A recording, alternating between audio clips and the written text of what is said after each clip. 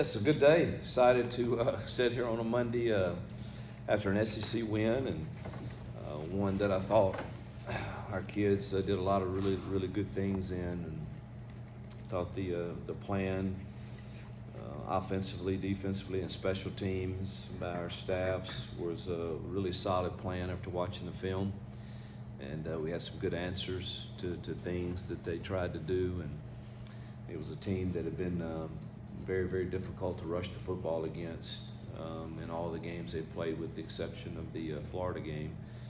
And I thought we did that better than most have done in really several years against them. And I think Mark and them do a great job, and just really proud of our kids, because reality is down 10-0 with an interception that could have grown.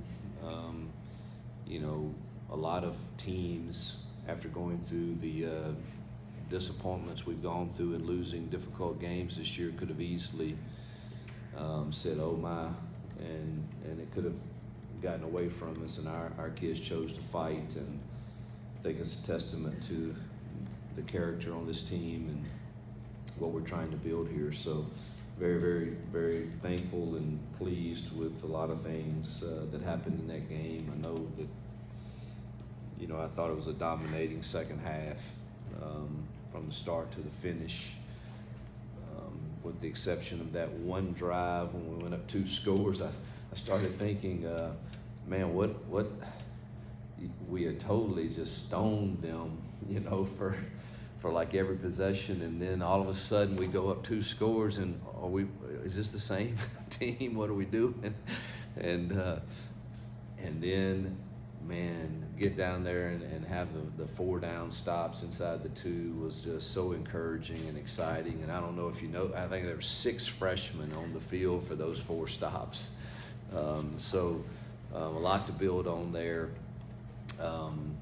And I did ask our defensive staff yesterday in the meeting, all right, you got to tell me, like, what was there anything different? What did they try to do something different, or did we call different stuff? All of a sudden they start moving the ball, and the reality is, they obviously showed me the tape of it, and I mean, they completed a fluke 3rd down. The ball's wobbling like end over end, and that was the biggest play of the drive, and they popped a good run. But to see us get that 4th down stop was really encouraging, and the way we found a way to finish should help us build confidence moving forward into even more of a difficult stretch of games that we have coming ahead. I mean, Jarquez's performance, one of the best in school history. I think it's the most rushing yards against an FBS team in SEC play in history of Auburn, I believe, is what I was just told. We've got some great announcements coming earlier. It was the 4th most in school history, and his second half performance is the best in school history. So that's great for Jarquez.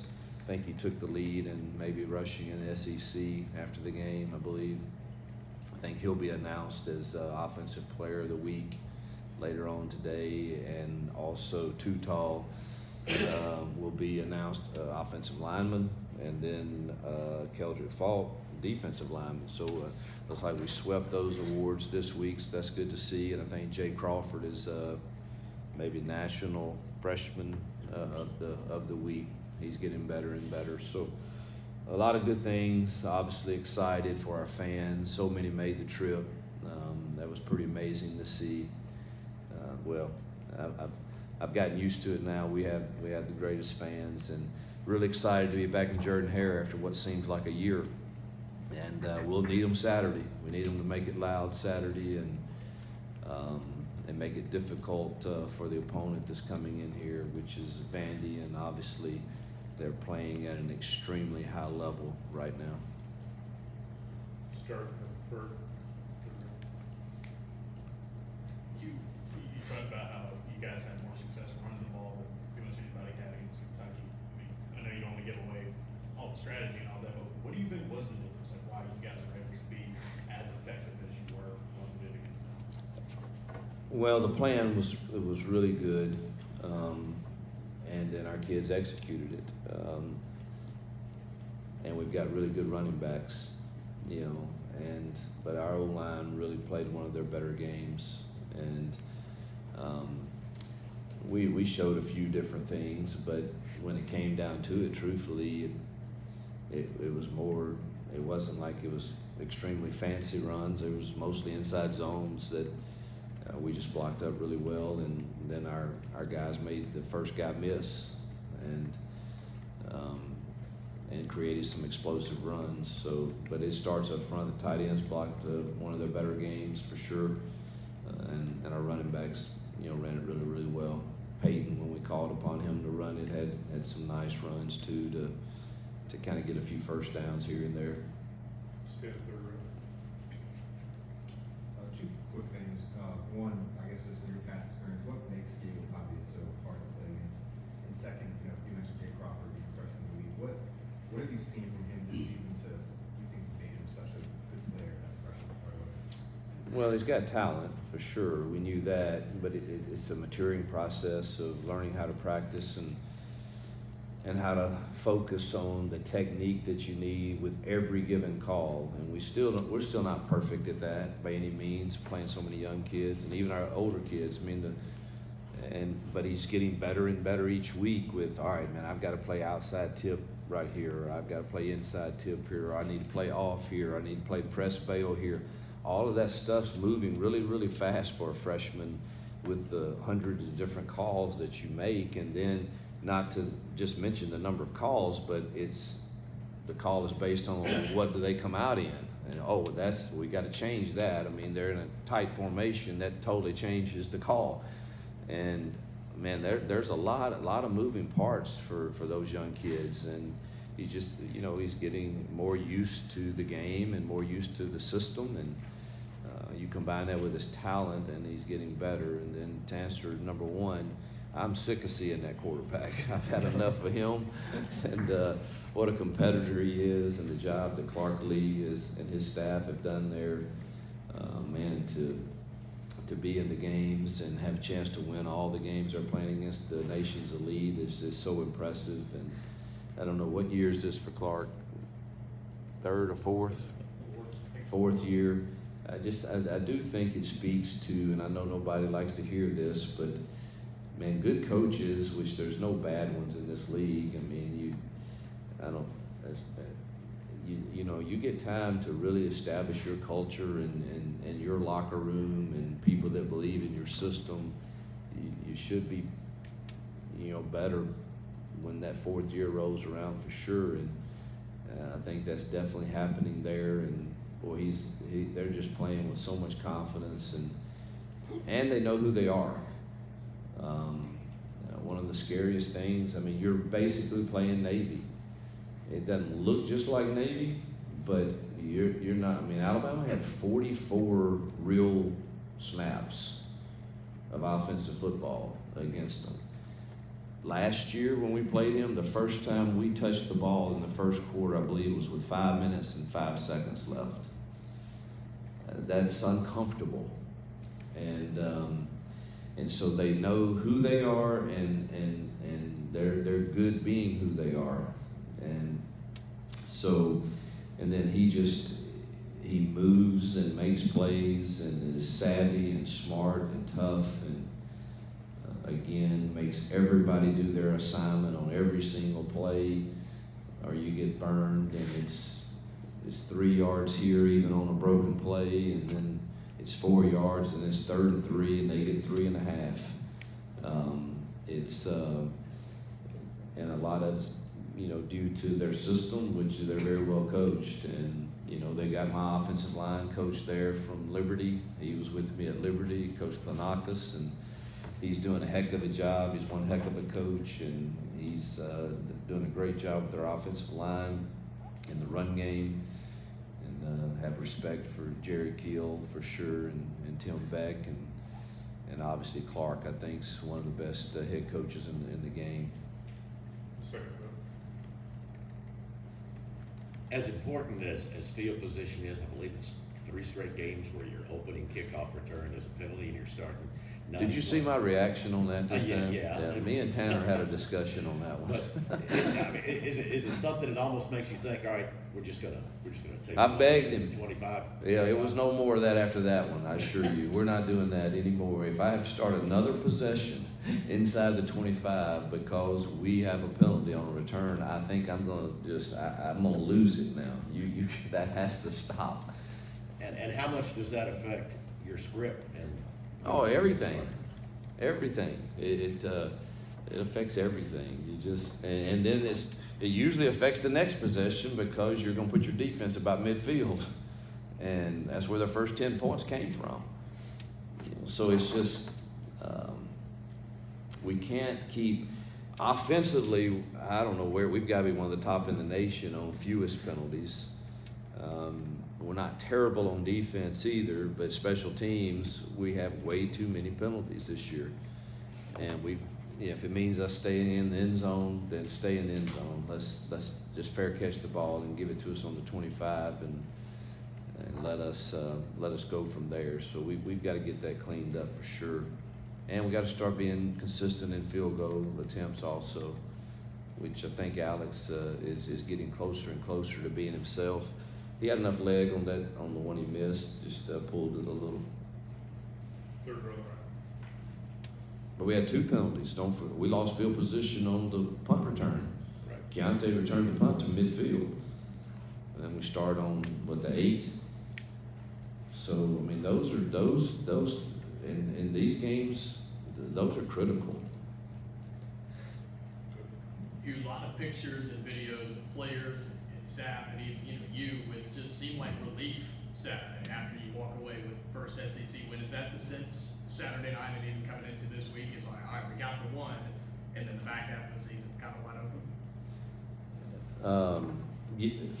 To answer relief, yes. It's just I said this last week, and I mean it. I've just never experienced a season where every single game that I want to phrase this right so people don't misquote me or whatever, but every single game that we had a legitimate chance to win.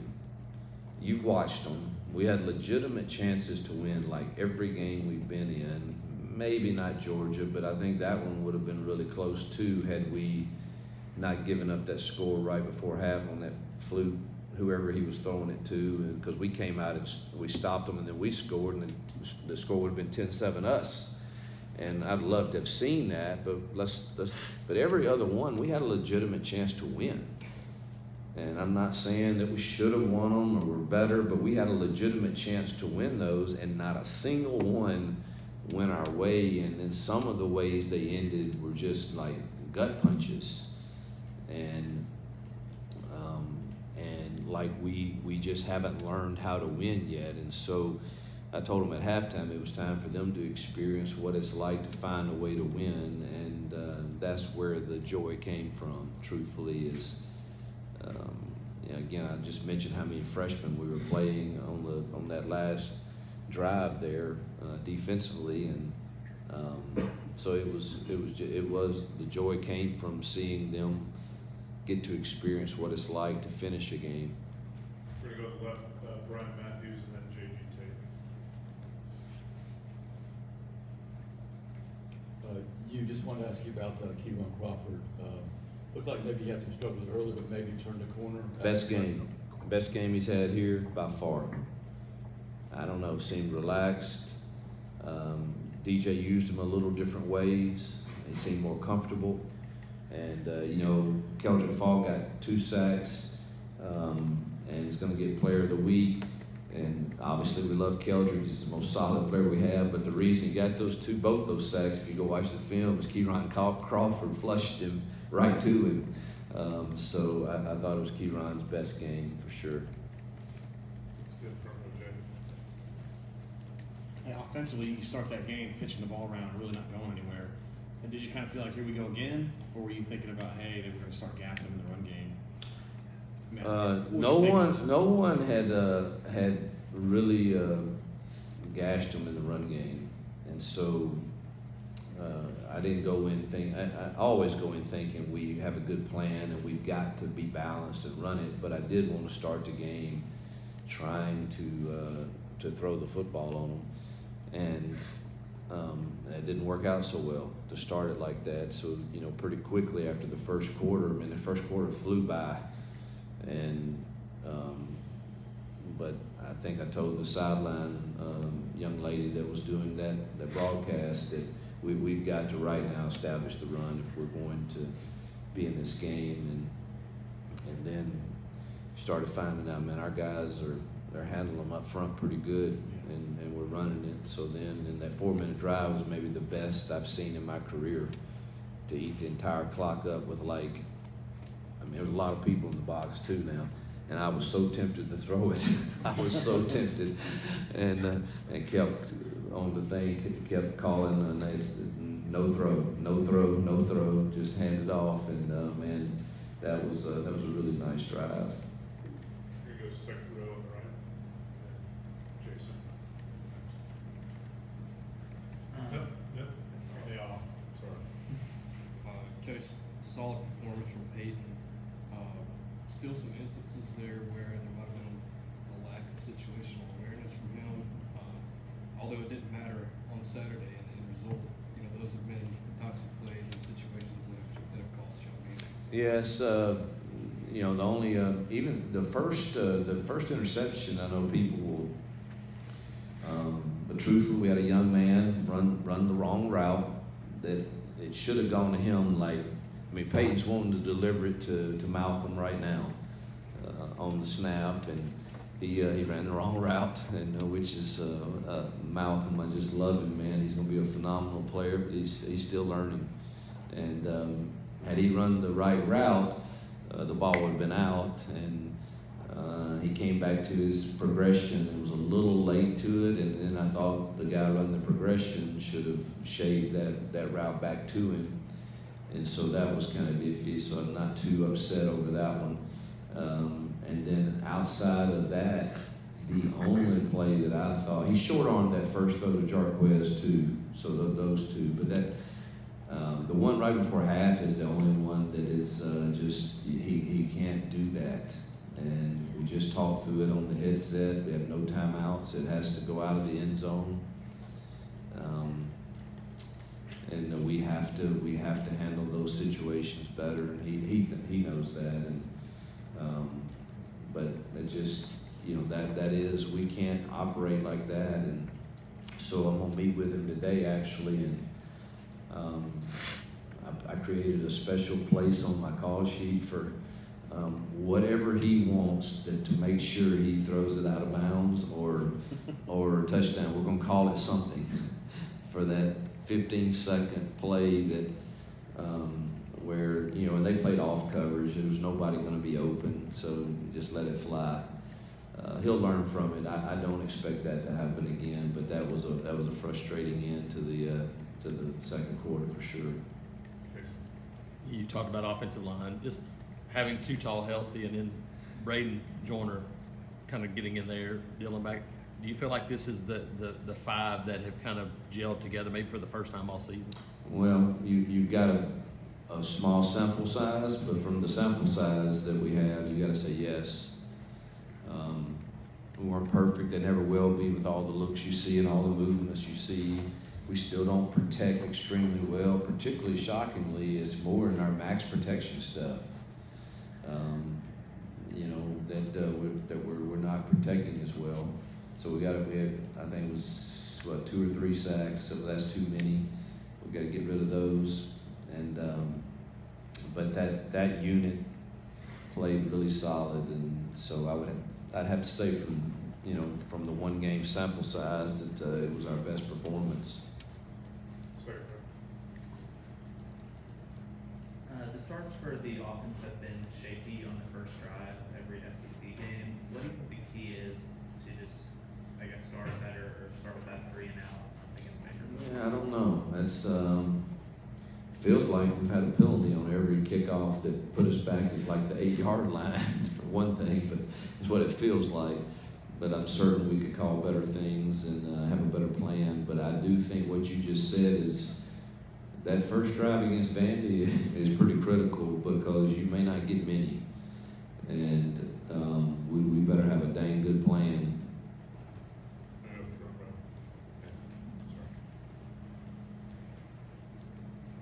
You want to go back to Pavia? I mean, is this a situation where you talk to your team and try to motivate them based off of last year's result, or do you just kind of let the game plan play out since a lot of these guys were on the team last year? Yeah, no, we're gonna tell them the truth. Sure, we got some good cut-ups from their team. They play extremely hard, extra effort. Not just him. I mean, I got some good clips to show our defense. This is what you're up against now. I mean, these guys are defensive ends get knocked on the ground and then run and make a tackle on the other side of the field for a 6-yard gain. I mean, their effort is phenomenal. And then obviously his toughness and leadership and grittiness is, if they don't know it, they will after today when they see the tapes and hear our defensive staff talk about him requiring you to play assignment football on every play. We won't talk much about last year. Hey coach, after Saturday's game, several players, compared to Michael Jordan calling the victory your flu game, They said what now? I said they compared you to Michael Jordan calling the victory your flu game. Oh. Kind of with everything, going on as far as the kickoff, what kind of went to the decision to go? I'm just glad they had fun with it, and it did make me feel better for sure. I probably would have, I don't know, I'd felt awful if we hadn't won it, but it did feel better, and they can call whatever games they want if we win. I don't really care, but I'm glad they had some fun with it for sure. Got a few follow-ups.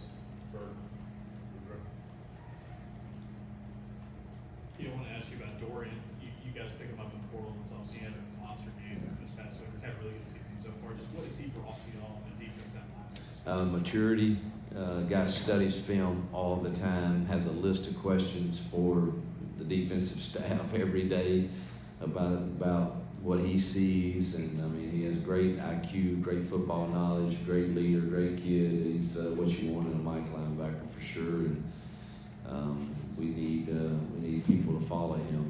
Riddick's going to be really good, DJ Barber, and it's good that they can see how he prepares.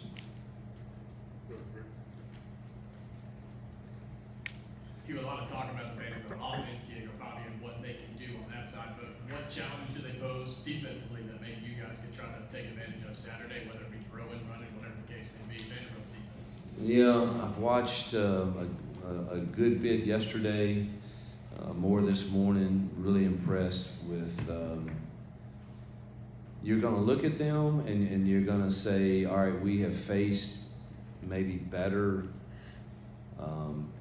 metric, size, weight, speed, whatever, and some, and then you watch the tape and you're like, these dudes are never out of position, and they tackle well, and they're physical, and they play with an extra sense and an extra motor, and it's then that you say, man, this is a tall challenge, and I think Clark's back calling it, and are definitely heavily involved, and he's that's his forte, and he's done a really nice job against some. I think Texas does a great job schematically, offensively, and he held them in check. Held Alabama to 84 yards rushing, and I mean those are impressive things for a Vanderbilt team. No matter what year you're in, impressive for any team, and so. It doesn't take long that they get your attention real fast. Jim, front row.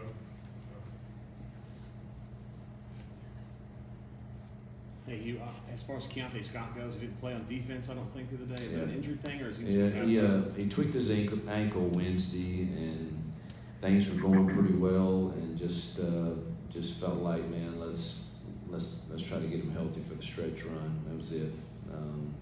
He's punt returning, right? Yeah, he did. Felt like good enough to do that, but just didn't get the reps in the scheme. It happened right at the beginning of practice Wednesday, and so he missed all of Wednesday and Thursday reps, and it's just a lot going on back there, and we were playing pretty solid, and I think they decided that it was just best to stay with the rotation we had. They only had to play, 52 snaps, I think, of real football, so didn't tax them too much. Good time for one more. With the back row. Thank you. Keanu Leonard-Smith gets another one at 7 on the year from him. He was at Penn State, he had a few 4 touchdown seasons, but I'm interested, you and your staff, when you were in the portal looking for receivers, what stood out about him, and did you have any idea he'd be this productive, especially with scoring touchdowns for you this year? Oh, yeah, he was explosive on the film. He was quick twitched, great ball skills.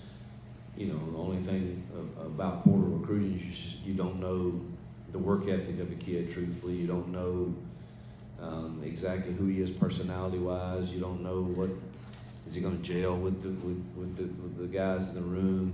And that's probably been the most pleasing thing is he's looked at it as the leader of the room. He's the most polished. You can tell he's played football for years. When you watch, I mean, he's steadily teaching Cam and Perry and Malcolm and them. I mean, hey, this is at the top end of the route, man. Do this. That he has some knack for that, and then obviously his one-on-one skills are pretty talented. All right, Coach. Thank you. Yep.